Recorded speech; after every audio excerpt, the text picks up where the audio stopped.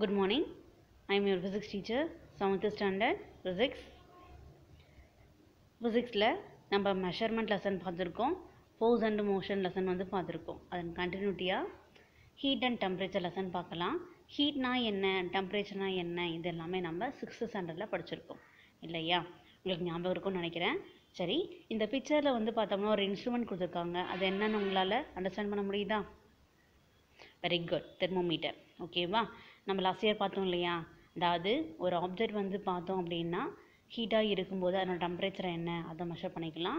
அதே ஒரு ஆப்ஜெக்ட் பார்த்தோம்னா கோல்டு ஸ்டேஜில் இருக்கும்போது அதனுடைய டெம்பரேச்சர் என்னன்றதையும் மெஷர் பண்ணிக்கலாம். அதுக்கப்புறம் ஒரு லிக்விடோடைய டெம்பரேச்சர் என்னன்றதையும் நம்மளால் மெஷர் பண்ணிக்க முடியும். இதெல்லாமே நம்ம லாஸ்ட் இயர் நம்ம படிச்சிருக்கோம் இல்லையா? ஓகே, இந்த லெசனில் நம்ம என்னென்னலாம் தெரிஞ்சுக்க போகிறோம் அதை தான் உங்களுக்கு லேர்னிங் ஆப்ஜெக்டிவ்ஸில் கொடுத்துருக்காங்க. To understand the working principle of thermometer எப்படி நம்மளுக்கு ஒர்க் ஆகுது அந்த பிரின்சிபல் பற்றி நம்ம தெரிஞ்சுக்க போகிறோம். டு மெஷர் டெம்பரேச்சர் யூஸிங் தெர்மோமீட்டரில் எப்படி டெம்பரேச்சரை மெஷர் பண்ணுறது அதை பற்றி நம்ம தெரிஞ்சுக்க போகிறோம். டு நோ அபவுட் தெர்மோமெட்ரிக் லிக்விட்ன்றது என்னென்னு பார்த்தோம்னா தெர்மோமீட்டரில் நம்ம யூஸ் பண்ணக்கூடிய லிக்விட். ஓகேவா? நம்ம லாஸ்ட் இயர் படிச்சிருக்கோமா, மெர்க்குரி அப்படின்னு படிச்சிருக்கோம். ஓகேவா? அதுதான் thermometric liquid. Okay, to differentiate between clinical and laboratory thermometer. நம்மளுக்கு தெரிஞ்ச தெர்மோமீட்டர் பார்த்தோம் அப்படின்னா கிளினிக்கல் தெர்மோமீட்டர், லெபார்ட்டரி தெர்மோமீட்டர், அதனுடைய டிஃப்ரென்ஸ் என்ன அதை பற்றி நம்ம தெரிஞ்சுக்க போகிறோம். To know the various unit of டெம்பரேச்சரோடைய வேரியட் யூனிட்ஸ்லாம் என்ன அதை பற்றி நம்ம தெரிஞ்சுக்க போகிறோம். நம்ம லாஸ்ட் இயர் படித்தது தான் செல்சியஸ் பற்றி படிச்சிருக்கோம், ஃபாரன்ஹீட் பற்றி படிச்சிருக்கோம், கெல்வின் பற்றி படிச்சிருக்கோம் இல்லையா? இங்கே அதை விட கொஞ்சம் டீப்பாக படிக்க போகிறோம். ஓகேவா? To convert year temperature from the thermometer scale to other. ஓகேவா? செல்சியஸ்லேருந்து ஃபாரன்ஹீட் மாற்றுறது, ஃபாரன்ஹீட்லேருந்து கெல்வினுக்கு மாற்றுறது, இந்த மாதிரி டெம்பரேச்சர் ஒரு ஃபார்ம்லேருந்து இன்னொரு ஃபார்முக்கு ஸ்கேலுக்கு எப்படி மாற்றுறது அதை பற்றி நம்ம கொஞ்சம் டீப்பாக தெரிஞ்சுக்க போகிறோம். ஓகேவா? லெசனோட இன்ட்ரடக்ஷன் போகலாமா? இந்த பிக்சரை பார்த்தோன்னே உங்களுக்கு தெரியும் இல்லையா? ஒன்று பார்த்தோம் அப்படின்னா நம்ம சன்னில் இருக்கும்போது நம்மளுக்கு நிறைய ஸ்வெட் ஆகும் இல்லையா? அதே மாதிரி கொஞ்சம் குளிராக இருக்கும்போது நம்மளுக்கு ஷிவரிங் ஆகும் இல்லையா? கொடுத்துருக்காங்க பாருங்கள். You shiver when it is cold outside and sweat when it hot outside இல்லையா? வெளியில் குளிராக இருக்கும்போதும் சரி நம்மளுக்கு நடுங்குது, உடல் நடுங்குது. அதே வெயிலில் பார்த்தோம் அப்படின்னா நம்ம உடலானது வேர்க்குது இல்லையா? But how can you measure those weather temperature? சரியா? அந்த டெம்பரேச்சர் நம்மளால் மெஷர் பண்ண முடியுமா? Temperature is involved in many aspects of our daily lives, including our own bodies and health and weather, and how hot the stove must be in order to cook food. இல்லையா? நம்ம பார்த்தோம் அப்படின்னா temperature பார்த்தோம்னா நம்ம daily லைஃப்பில் நிறைய இடத்துல பார்த்தோம்னா இருக்குது. நம்ம டெய்லி லைஃப்பில் பார்த்தோம்னா நம்மளோட பாடி டெம்பரேச்சர் என்ன அது கரெக்டாக இருந்துச்சுன்னா தான் நம்ம நல்லா ஹெல்த்தாக இருக்க முடியும் அப்படின்னு சொல்கிறோம். வெதர் கண்டிஷன் சொல்லும் போதும் டெம்பரேச்சர் பற்றி சொல்கிறோம். நம்ம சமைக்கும் போதும் பார்த்தோம் அப்படின்னா டெம்பரேச்சரை பற்றி நம்ம சொல்கிறோம் இல்லையா? ஸோ இது எல்லாமே பார்த்தோம்னா ஹீட் அண்ட் டெம்பரேச்சரை பற்றி தான். ஓகேவா? ஸோ தெரிஞ்சுக்கலாமா? டெம்பரேச்சர் என்ன தெரிஞ்சுக்கலாமா? The measurement of warmness or coldness of a substance is known as its temperature.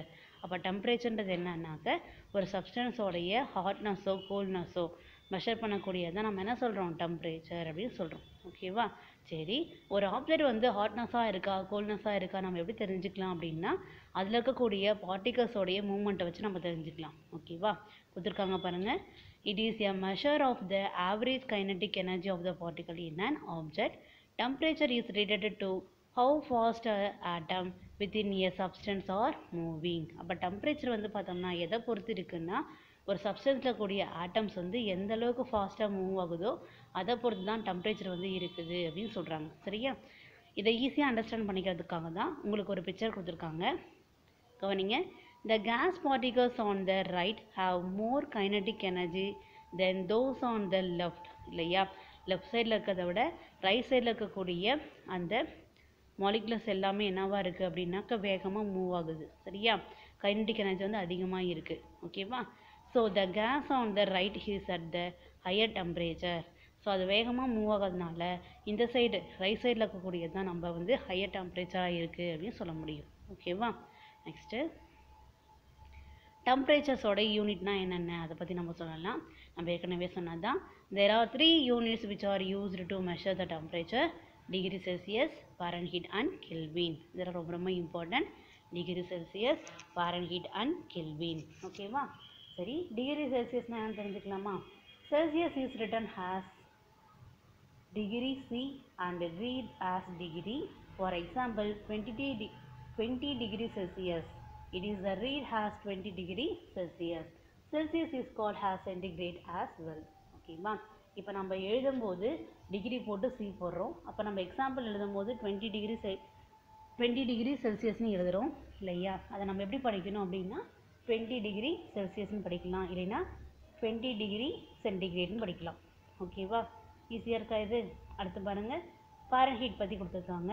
Fahrenheit is written as degree F. For example 25 degree Fahrenheit. It is read as 25 degree Fahrenheit. ஓகேவா? அப்போ எழுதும்போது நம்ம degree C போடுறோம், degree F போடுறோம்னு தெரிஞ்சுக்கிட்டோம் இல்லையா? அடுத்து பாருங்கள், kelvin. Kelvin is written as K, capital K போடுறோம் இல்லையா? For example 100 K. It is read as 100 kelvin. நம்ம எழுதும்போது 100 கே போடுறோம், ஆனால் சொல்லும்போது எப்படி சொல்லணும்? 100 கெல்வின் அப்படின்னு படிக்கணும். ஓகேவா? The SI unit of temperature is Kelvin. அதனால தான் நம்ம வந்து கெல்வின் வந்து SI யூனிட்டாக நம்ம வந்து யூஸ் பண்ணிகிட்ருக்கோம். ஓகேவா? மெஷரிங் டெம்பரேச்சர் எப்படி மெஷர் பண்ணலாம் கொடுத்துருக்காங்க பாருங்கள். The temperature of the object is well approximated within the kinetic energy of the substance. இல்லையா? ஒரு சப்ஸ்டன்ஸில் இருக்கக்கூடிய ஆட்டம்ஸ் ஆர் மாலிகுலர்ஸோடைய கைனெட்டிக் எனர்ஜியை வந்துட்டு தான் நம்ம ஆவரேஜாக கால்குலேட் பண்ணி தான் டெம்பரேச்சரை வந்து மெஷர் பண்ணிகிட்ருக்கோம் இல்லையா? இருக்காங்க பாருங்கள். The high temperature means that the molecules within the object are moving at a faster rate. இல்லையா? ஒரு ஆப்ஜெக்டில் இருக்கக்கூடிய மாலிகுலர்ஸ் வந்து பார்த்தோம்னா ஃபாஸ்ட்டாக மூவ் ஆகுதுன்னும் போது அதனோட டெம்பரேச்சர் வந்து ரைஸ் ஆகுதுன்னு சொல்கிறோம் இல்லையா? அப்போ டெம்பரேச்சர் ரைஸாக இருந்துச்சுனாவே அது உள்ளக்கூடிய மாலிகுலர்ஸ் எல்லாமே வேகமாக மூவ் ஆகிட்டுருக்கு அப்படின்னு அர்த்தம். ஓகே, அடுத்து பாருங்கள். But the question rice, how to measure it. இது எப்படி மெஷர் பண்ணுறது? உள்ளுக்குள்ளே வந்து சப்ஸ்டன்ஸ் வந்துட்டு இங்கே மூவ் ஆகுதுன்னு சொல்கிறீங்க, ஆனால் அது எப்படி மெஷர் பண்ணுறது அப்படின்னு கேட்குறாங்க. ஓகேவா? Molecules is any substance or very small to analyze and calculate its movement in order to measure its temperature. இல்லையா? நம்ம ஒரு ஆப்ஜெக்டில் இருக்கக்கூடிய மாலிகுலர்ஸ் வந்து மூவ் ஆகும்போது வந்து பார்த்தோம்னா ரொம்ப சின்னதாக மூவ் ஆகும். அதை அனலைஸ் பண்ணி கால்குலேட் பண்ணுறது வந்து பார்த்தோம்னா ரொம்ப கஷ்டமான ஒன்று. சரியா? ஸோ அது மூவ் ஆகிறது தான் நம்ம கைனடிக் எனர்ஜின்னு சொல்கிறோம் இல்லையா? You must use an indirect method to measure the kinetic energy of the molecules of a substance. அதுவே நம்ம இன்டைரக்ட் மெத்தடில் ஒரு ஆப்ஜெக்டோடைய கைனடிக் எனர்ஜி வந்து மாலிகுலர்ஸோட மூவ்மெண்ட்டை வச்சு கண்டுபிடிக்க முடியும் அப்படின்னு சொல்கிறோம். சரியா? We studied that the solid expand when heat is applied to it. ஓகேவா? நம்ம சின்ன கிளாஸே படிச்சிருக்கோம். ஒரு சப்ஸ்டன்ஸ்க்கு வந்து பார்த்தோம்னா ஹீட் எனர்ஜி கொடுக்குறோம் அப்படின்னா அந்த சப்ஸ்டன்ஸ் வந்து சாலிடாக இருந்துச்சுன்னா எக்ஸ்பேண்ட் ஆகும் அப்படின்னு சொல்லியிருக்கோம் இல்லையா? Like solid substance, liquids are also affected by heat. உங்களுக்கு தெரியும், சாலிடாக இருந்தாலும் சரி லிக்விடாக இருந்தாலும் சரி அது என்ன ஆகும்னா ஹீட்னால அஃபெக்ட் ஆகும் அப்படின்னு சொல்லியிருக்கோம். சரியா? To know this let us do the activity 1. இதை தான் உங்களுக்கு ஆக்டிவிட்டி 1ல் வந்து ப்ரூவ் பண்ணியிருக்காங்க. ஆக்டிவிட்டி 1ல் பாருங்கள், வாட் இஸ் ரெக்வயர்டு, உனக்கு என்னென்ன தேவை அப்படின்னு பார்த்தோம்னா எ ஸ்மால் கிளாஸ் பாட்டில், அதாவது இங்க் பாட்டில் மாதிரி இருக்கு இல்லையா, அதை கூட நம்ம எடுத்துக்கலாம். A rubber cork, and empty refill, water, colour, a candle, a fork, a paper. அவ்வளவு தான். ஓகேவா? சரி, இது எப்படி பண்ணலாம்னு கொடுத்துருக்காங்க பாருங்கள். What to do? Take a small glass bottle, fill it with coloured water. ஒரு கிளாஸ் பாட்டில் எடுத்துக்கோங்க, அதில் வந்து கள்ள தண்ணி வந்து ஃபில் பண்ணிக்கோங்க. நம்ம இங்க் வாட்டர் கூட எடுத்துக்கலாம். ஓகேவா?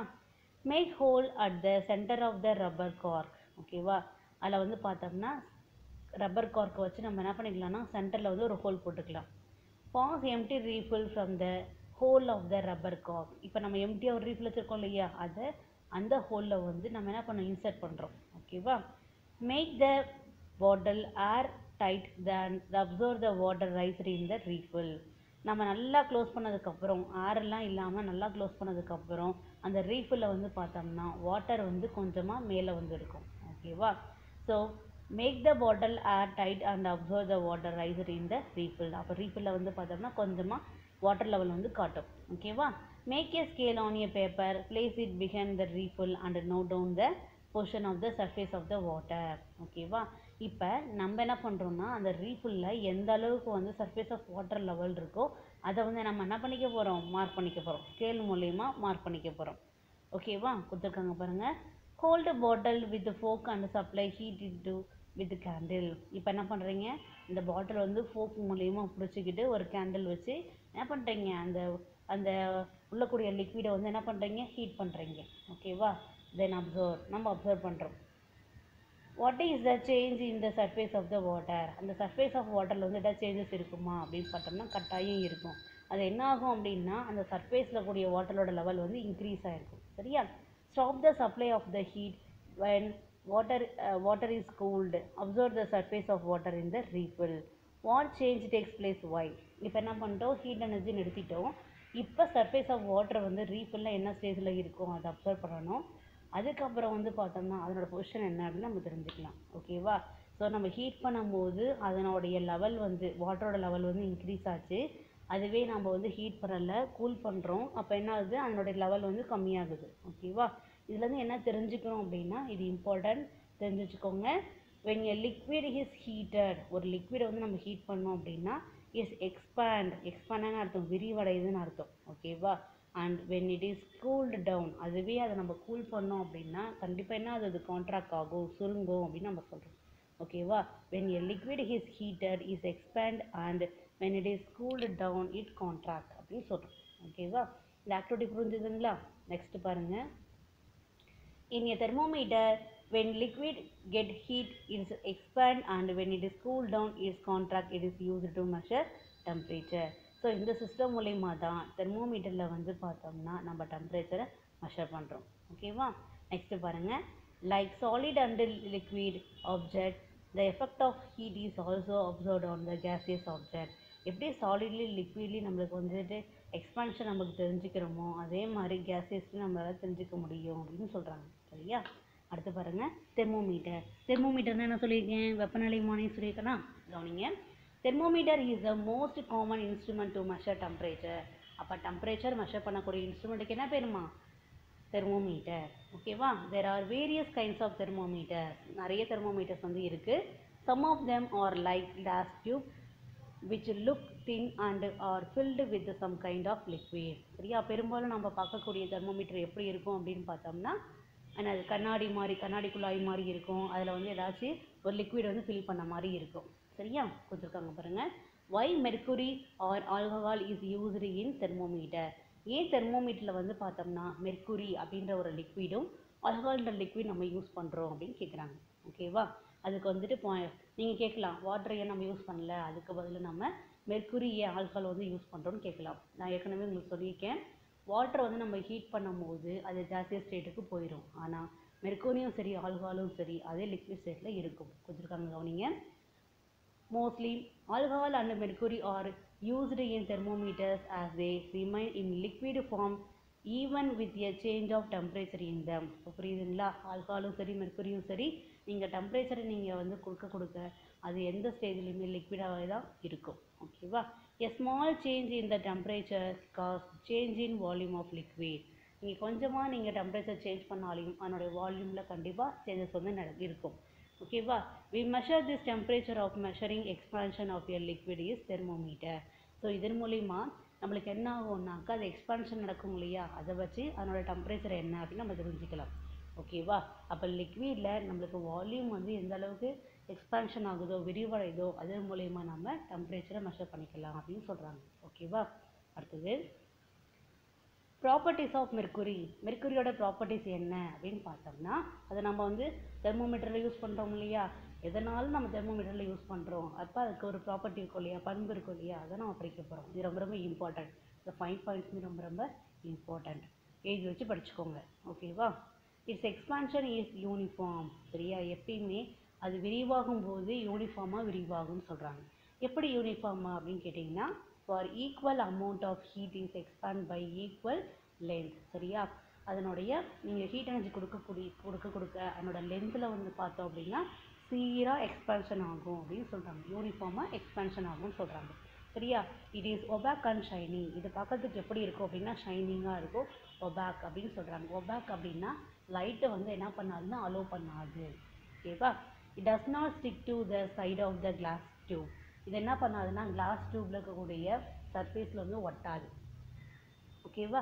எப்படி இருக்கும்னா பளபளப்பாக இருக்கும், ஒட்டவே ஒட்டாது. ஓகேவா? It is a good conductor of heat. இது என்ன பண்ணோம்னா ஹீட் நல்லாவே கனெக்ட் பண்ணும். ஓகேவா?